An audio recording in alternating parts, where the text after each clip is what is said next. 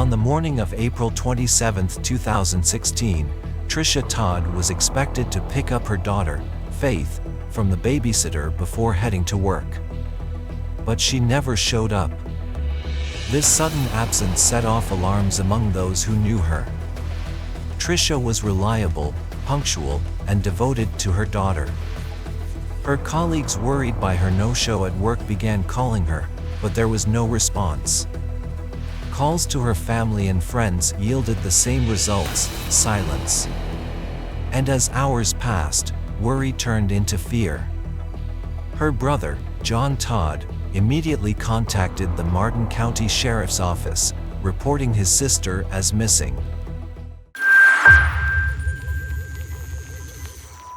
Trisha Todd's journey began on February 19, 1986, in Stuart, Martin County, Florida. She was the beloved daughter of David and Rebecca Todd and grew up in a seemingly perfect family, surrounded by love and support. She shared a special bond with her brothers and cherished the close-knit community they lived in. After graduating from high school, Trisha decided to serve her country by joining the U.S. Air Force. Since childhood, Trisha had shared a close friendship with Stephen Williams. They had known each other for years, and as fate would have it, Stephen also joined the Air Force. Even during her deployments to Kuwait and Iraq, their bond remained unbroken. Like a fairy tale, they got married and eventually had a daughter, Faith. However, their marriage began to deteriorate after 11 years, leading to a divorce. Despite this, Trisha and Stephen worked to keep things amicable for the sake of their daughter. Following the divorce, Trisha left the Air Force and moved to Hobe Sound, Florida. With Faith, a devoted Christian with a heart full of compassion, Trisha pursued a new dream of helping others by becoming a registered nurse. She earned her degree and began working at Treasure Coast Hospice. On the night of April 26, 2016, Trisha went out for a walk. The next morning, when she didn't pick up Faith, her family knew something was terribly wrong. When Trisha's family rushed to her home, they were met with an unsettling scene. The lights were on, and groceries were neatly arranged on the counter as if she had just returned from shopping. But Trisha was nowhere to be found.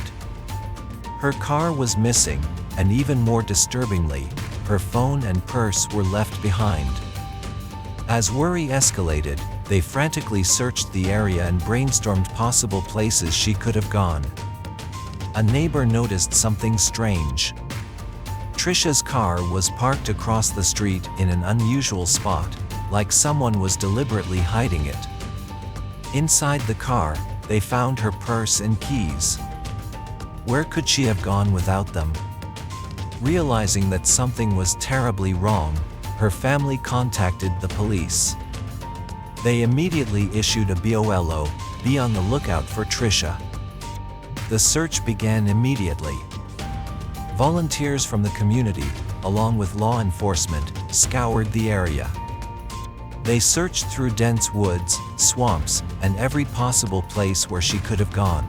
The search was exhaustive, with teams using helicopters, drones, and dogs, but there was no sign of Trisha. Right now, authorities and volunteers are ramping up in their search for a young mom who disappeared without a trace. With Trisha officially declared missing, the investigation kicked into high gear. The first 48 hours are critical in any missing persons case, and the Martin County Sheriff's Office knew they had to act fast. The first step was to secure the scene and gather as much evidence as possible from Trisha's home and car. Investigators meticulously combed through her house, looking for any signs of a struggle, but there was nothing out of place. The scene was eerily calm, with everything in its proper place, except Trisha. The car, however, was a different story. The fact that her purse and keys were left inside suggested that Trisha didn't leave willingly. This raised several red flags for the detectives who had parked the car there and why. It became imperative to find out the last person who had seen or spoken to Tricia. In today's world, surveillance cameras are often key to solving mysteries like this. Investigators quickly obtained footage from cameras near Tricia's home, the grocery store, and other locations she might have visited. The footage showed Tricia shopping at a grocery store on the evening of April 26. She was alone, purchasing items that were later found in her home, confirming she had returned. But that was the last time anyone saw her. Police analyzed the footage frame by frame, looking for any unusual activity or potential suspects. They also reviewed traffic cameras along possible routes she might have taken. But there was no sign of Tricia after she left the store. It was as if she had simply disappeared between the store and her home.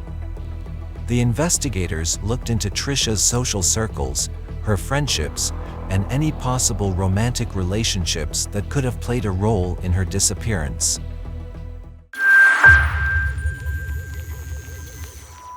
One lead that initially caught the investigators' attention was Tricia's infatuation with a local ventriloquist and musician named Brent Vernon. Friends of Tricia mentioned that she had become somewhat obsessed with Brent, frequently attended his performances and stalked him on social media. She once told her friend about a dramatic plan to profess her love for Brent. It seemed like a far-fetched idea, but it was enough to make the investigators take a closer look.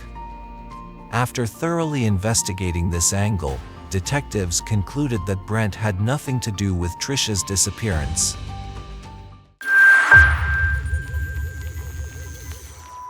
As the investigation into Tricia Todd's disappearance continued, detectives turned their attention to a local preacher named Douglas Purchase. This older gentleman had met Tricia while she was out on her late-night walks along the beach.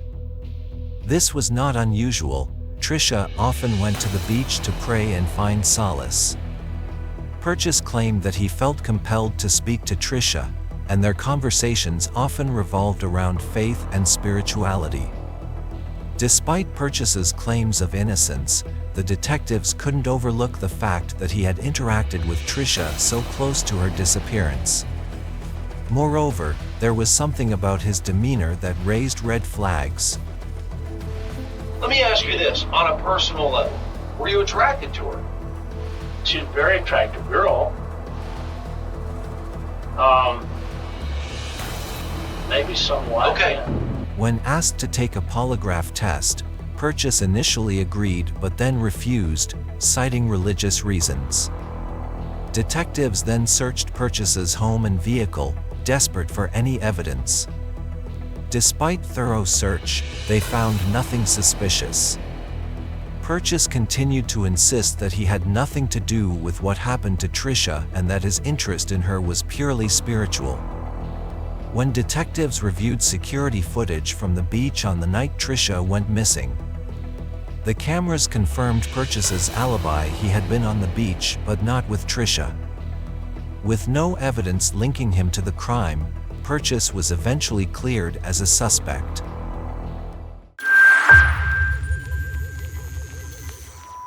Before the police could delve deeper into the mystery, another twist emerged. Tricia and Faith had been scheduled to meet someone that day. On the evening of April 26th, Faith was found safe at the babysitter's house. So how did Faith end up there? If Tricia hadn't dropped her off, then who did? The babysitter might have been the last person to see Tricia before she vanished. The answer lay with the babysitter. Under the pressure of a police interrogation, the truth came to light. It wasn't Tricia who had brought Faith to the babysitter. It was her ex-husband, Stephen Williams, Faith's father. Stephen Williams had a clear alibi. He had driven down from his military base in North Carolina to spend time with their daughter, Faith. He rented an Airbnb for his stay and had been seen around town with Faith in the days leading up to Trisha's disappearance. As more questions swirled around Stephen, a crucial lead surfaced. One of Trisha's neighbors informed that they saw Trisha driving her car later that evening. On April 26, 2016, when the police traced Trisha's phone, it led them straight to the Airbnb where Stephen was staying. There was no doubt Stephen had to be questioned next. During the interrogation, Stephen admitted that Trisha had visited him with Faith. Before leaving, Trisha promised to return the next morning. When she didn't show up, Stephen claimed he took Faith to the babysitters because he had to report back to work. As time ticked by, fresh leads became scarce. And then, in a twist no one anticipated, Trisha herself did provide answers. Trisha kept a journal, a private sanctuary for her thoughts, emotions, and, most crucially, her darkest secrets. The journal revealed a side of Stephen that no one had suspected. Far from being the loving childhood friend everyone believed him to be, Stephen had been abusive toward Trisha. The journal detailed horrific incidents, including one where Stephen had kicked her in the stomach while she was pregnant. He beat on her. I know he would punch her in the stomach, trying to give her a miscarriage when she was pregnant. But whether she thought he would cross the line, I don't know. The most damning evidence came from an unexpected source, Stephen's own mother. She stepped forward with a statement against her son.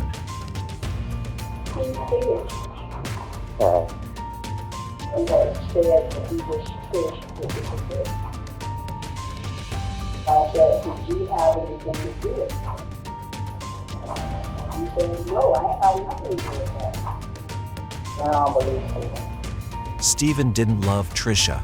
In fact, he harbored a deep, seething hatred for her. This hatred was so intense that it extended to everything Trisha loved. In a chilling act of cruelty, Stephen had strangled and killed 2 of Trisha's dogs. But Stephen's malevolence didn't stop there. His ultimate goal was to make Trisha herself disappear. The detectives kept an eye on the potential involvement of Stephen Williams' girlfriend, Laura. Laura had been in a relationship with Stephen for some time, even before his divorce from Trisha was finalized. This relationship naturally raised questions. Had Laura known about or even aided in Trisha's disappearance? Laura initially appeared cooperative. She was in North Carolina during the time Trisha went missing and provided an alibi, claiming she had been at work. To confirm her story, detectives checked Laura's work records and spoke to her coworkers. The investigation confirmed that Laura had been at her job during the days Trisha vanished.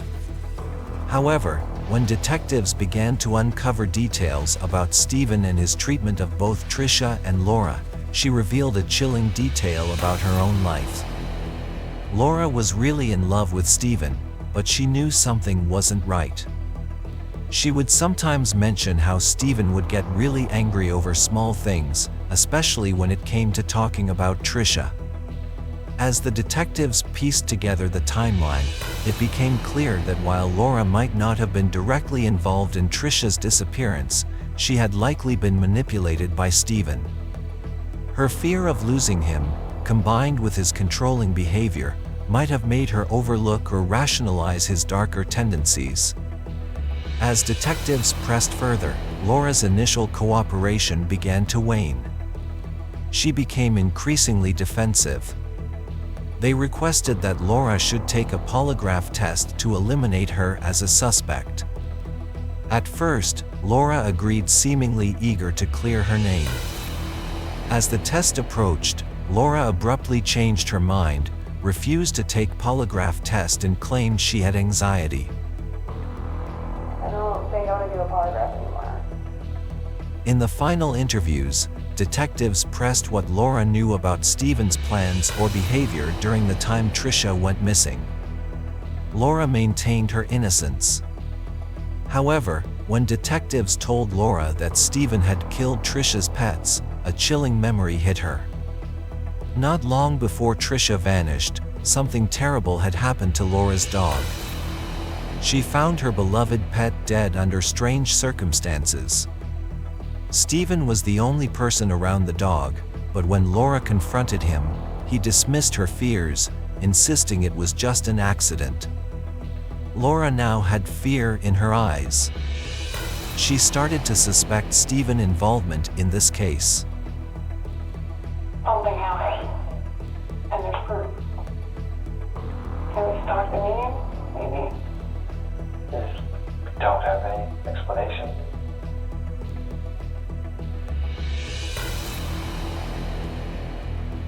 Where did you go? Was that an accident? No, nothing happened. I didn't do anything to her. In the end, Laura was not charged with any crimes related to Trisha's disappearance. However, the investigation revealed troubling details about Stephen's character. This was a man who had shown a capacity for cruelty, both towards animals and his loved ones. Stephen was brought in for questioning again. At first, he appeared cooperative, answering questions and expressing concern for Trisha's well-being. However, he stubbornly stuck to his story, claiming he knew nothing about her disappearance. But the truth was starting to unravel, and once again, CCTV footage became the turning point in the investigation.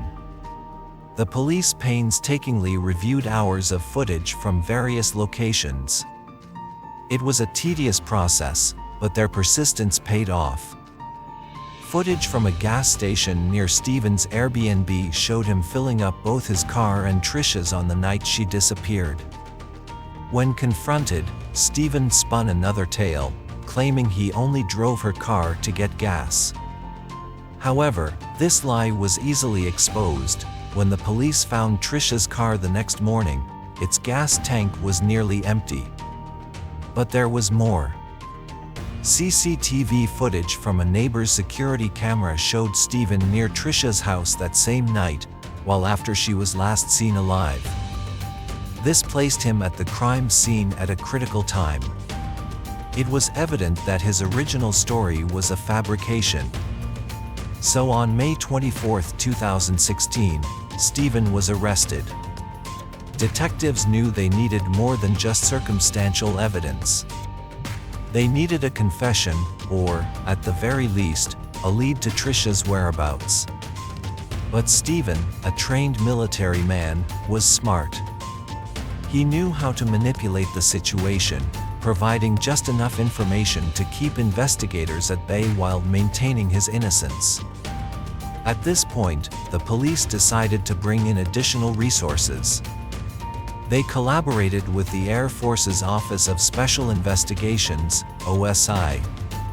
The OSI provided valuable insights into Stephen's behavior, drawing from their experiences with military personnel who had committed similar crimes.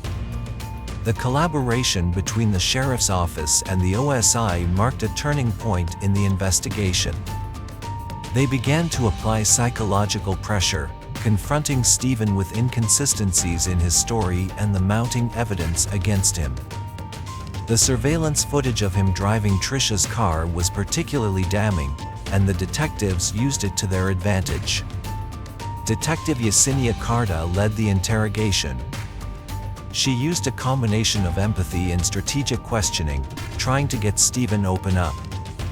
She knew that if she could create just a crack in his armor, it might be enough to make him slip. Under relentless questioning, Stephen's story began to change. According to his latest version, Stephen claimed he didn't know about Trisha's disappearance because she was already dead. He had gone to Trisha's house to retrieve her laptop at her request.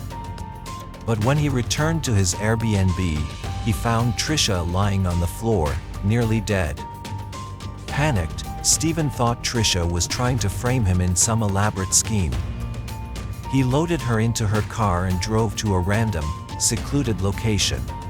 There, he laid her body on the ground, crossing her arms as if to stage some macabre scene. But why didn't he take her to the hospital or call 911? Stephen's excuse was absurd. He claimed she wasn't really dead, so he left her phone beside her in case she needed to call for help. But if things happen the way you said it did, there's really no reason why you should just stick it to him. You know what I'm saying? That way we can prove, okay, or if there's no other injuries or anything like that, we can say, okay, well, it wasn't happening the way you said it did. And you just get a phone technique and put the water out here instead of 911 or taking her to a hospital. That's a misdemeanor compared to a homicide charge. You know what I mean? So, if things happen the way you said it did, I don't see why. I don't see why you can't take it. Leave it up to her. You know what I mean? Stephen claimed that in his panic, he had driven aimlessly, barely aware of where he was going. He insisted that he had no memory of where he finally stopped the car or where he left Trisha. But he was somehow able to change his clothes right after that. The only reason you did not take us to her body is because she didn't die with your twin.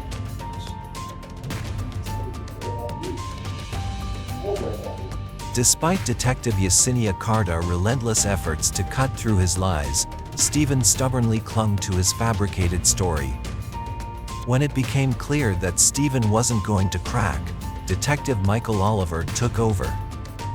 Oliver had a different approach. He aimed to wear Stephen down by making him talk about the details over and over again, looking for any small inconsistency that could be exploited.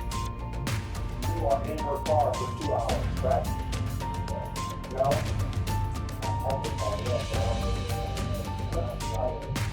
Okay, are you stopped for an hour? Are you stopped for 45 minutes? Are you stopped when you go down the dusty road? I don't care. I want you to know what I'm telling you is, I'm not asking you to do time. Okay? I'm asking you to tell me what you're doing. We know the time. The time is set in stone. It's 2 hours and something. Alright? And so for 2 hours and something, you are in or around her car with her having an unconscious or life was fine. Correct? Okay. What are you doing? Okay, what do you do? The only thing that in my head is this all is a terrible situation. Here, let go of that. Okay? Mr. Backell, I pulled down the dusty road and I sat there. It could have been hours. And I just thought, what the hell am I going to do? What the hell am I going to do? Or Mr. Backell, I drove around for a long time. Well, we know what could be that because you were out of gas. Mr. Backell, I parked on that dirt road and I walked up and down the road, pacing, because I've got this situation that I can't explain. Oliver's method was relentless. He engaged Stephen in long conversations, asking him to recount his story repeatedly. Oliver knew that the more Stephen talked, the more likely he was to slip up. And after hours of questioning, that's exactly what happened. Stephen began to contradict himself. First, he claimed that Trisha had left his Airbnb after a brief visit. Then, under pressure, he claimed that she never actually arrived. Finally, Oliver probed into the two most volatile aspects of the case: money and custody of their daughter. That's when Stephen revealed the grim reality. Trisha had confronted him about child support that night. The argument escalated rapidly and turned hostile.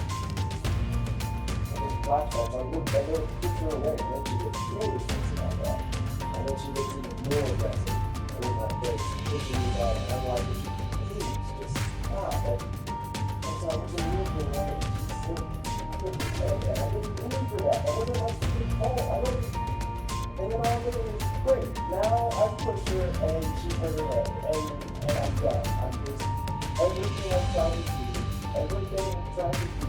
is done because I've made a mistake. And I'm cool. I just had to move you away. I think that that's the situation. house. I didn't know where to go. I didn't leave. Like, oh, what the fuck did you do with that? Do you know when she was at? Was it before or no? No, it was obviously After hours of interrogation, Stephen finally broke down. But the confession he gave was not the truth. It was a twisted version of events designed to make him look like the victim. He claimed that during a heated argument, Tricia had slipped and hit her head, and in his panic he had decided to hide her body. But even this story didn't hold water. The detectives knew that Stephen was still hiding something much darker. They needed the location of Tricia's body, and for that, they had to push Stephen further. You love your daughter? Of course I do. Of course I do. Okay. You need to give her mother back to her. I can't. Okay, I told you she's gonna need some type of stability, I have no and you're all she's got. idea. I don't even know You where are this the only is. living parent that she has left. Show your daughter right that you took us to her mother. You need to show her right. She's gonna grow up saying, my dad did something to my mom, and he left her out. He left my mom out to get eaten by animals. Is that what you want your daughter to grow up thinking? Knowing? Then take me to her. Stephen finally agreed. It wasn't out of guilt or a change of heart. The police needed to recover Tricia's body, and Stephen saw an opportunity to cut a deal. The detectives offered a plea bargain. If he led them to her remains, he would face a lesser charge of second-degree murder, carrying a 35-year sentence. Seeing no other way out, Stephen accepted the deal. He led them to the John C.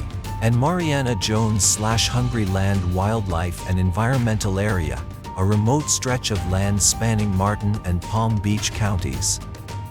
There, hidden away in a tub, they found Tricia's remains, tragically confirming the worst.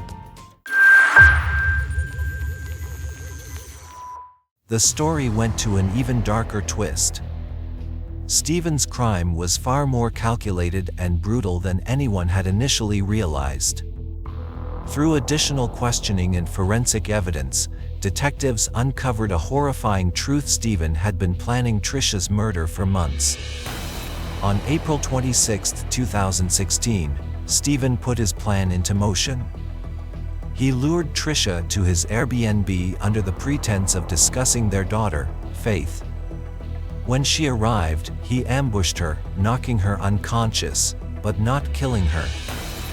She was only temporarily subdued, and Stephen, coldly calculating, decided to wait until she regained consciousness.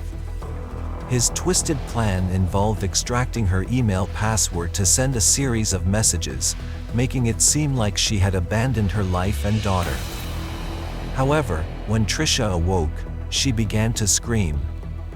Stephen's control over the situation slipped.